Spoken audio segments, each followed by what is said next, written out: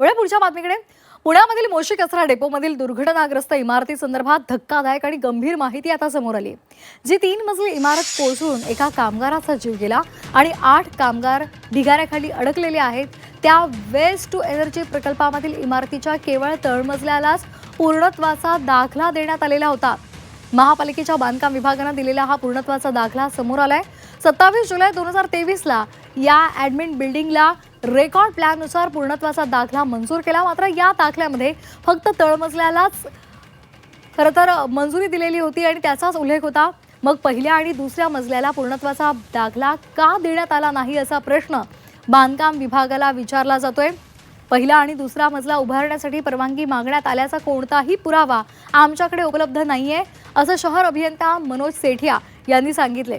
त्यामुळे वरच्या 2 मजल्यांना पूर्णत्वाचा दाखला देण्याचा प्रश्नच उद्भवत नाही हे यातून स्पष्ट झाले। आश्चर्याची बाब म्हणजे पालिकेच्या पर्यावरण विभागाने 26 जुलैला सुधारित बांधकामासाठी परवानगी मागितली आणि त्यासाठी 24 तासांमध्येच म्हणजे 27 जुलैला पूर्णत्वाचा दाखला देण्याची तत्परता पालिकेच्या बांधकाम विभागाने दाखवली। म्हणजे 3 मजले इमारतीची पाहणी न करताच बांधकाम विभागाने पूर्णत्वाचा दाखला दिला का असाही प्रश्न या निमित्ताने उभा राहिलाय। आता ही सगळं चौकशी मी सांगितलं ना, मी चौकशी करणार त्याच्यामध्ये येईल। आता त्याच्या संदर्भात नाही पाहिजे, आता फक्त रेस्क्यू ऑपरेशनबद्दल काय असेल विचार सर। हे गंभीर आहे ना सर, पहिला आणि दुसरा मजला चौकशी करणार मी सांगितलं ना, चौकशी करणार मी म्हटलंय ना मी।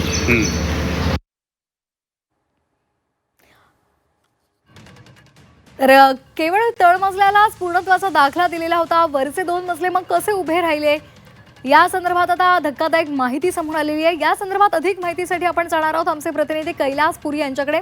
कैलास, सातत्याने अशा घटना आपण पाहतोय, मात्र मोशीतली ही घटना आहे त्यामध्ये फक्त तळमजल्यालाच परवानगी होती, पूर्णत्वाचा दाखला दिला होता, इतर 2 मजल्यांना परवानगी दिली नव्हती। काय नेमकं हे सगळं प्रकरण आहे आणि कशा पद्धतीने आता या संदर्भात प्रशासनाकडून उत्तरं दिली जात आहेत? मोशी इथल्या इमारत दुर्घटनेच्या बचाव कार्याचा आज 4था दिवस आहे। 65 तासाहून अधिक काळ झालं या ठिकाणी इमारतीमध्ये जे 8 जण अडकलेले आहेत त्यांना काढण्याचं काम जे आहे ते युद्ध पातळीवर सुरू आहे। जॉ क्रशरच्या 2 मशीन ज्या आहेत ते या इमारतीचा स्लॅब पाडण्यासाठी वापरण्यात येत आहेत। JCBच्या साहाय्यानं आजूबाजूचा जो कचरा आहे तो काढण्याचं काम जे आहे ते युद्ध पातळीवर सुरू आहे। पहिल्या मजल्याचा स्लॅब जो आहे तो या ठिकाणी पाडण्यात आलेला आहे। लवकरच हे जे 8 जण अडकलेले आहेत त्यांना बाहेर काढण्याचं काम जे आहे ते पूर्ण होईल अशी शक्यता व्यक्त करण्यात येत आहे।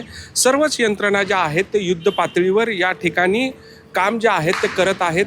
मात्र या ठिकाणी एक धक्कादायक माहिती जी समोर आलेली आहे, ही जी इमारत आहे त्याच्या फक्त तळमजल्याचीच परवानगी बांधकाम विभागाने दिलेली होती।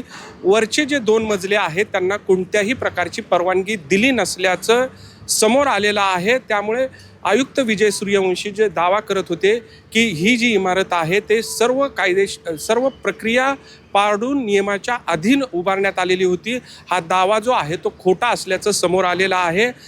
एका व्यक्तीचा जीव जो आहे तो या ठिकाणी गेलेला आहे। 8 जण जे आहेत ते इमारतीमध्ये अडकलेले आहेत। 65 तासाहून अधिक वेळ जे आहेत ते 8 जण आतमध्ये अडकलेले आहेत। त्यांच्या जीवाशी खेळ जो आहे तो महापालिकेच्या गलथान कारभारामुळेच झालेला आहे असंच या कागदपत्रावरून किंवा जी माहिती समोर आलेली आहे त्याच्यावरून स्पष्ट होत आहे।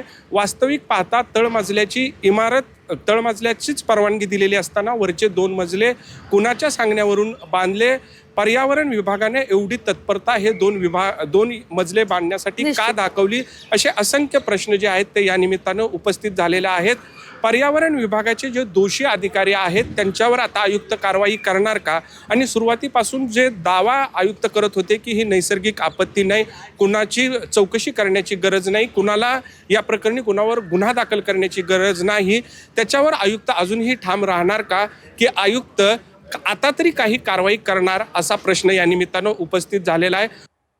धन्यवाद कैलास, आपण दिलेल्या सविस्तर माहितीसाठी।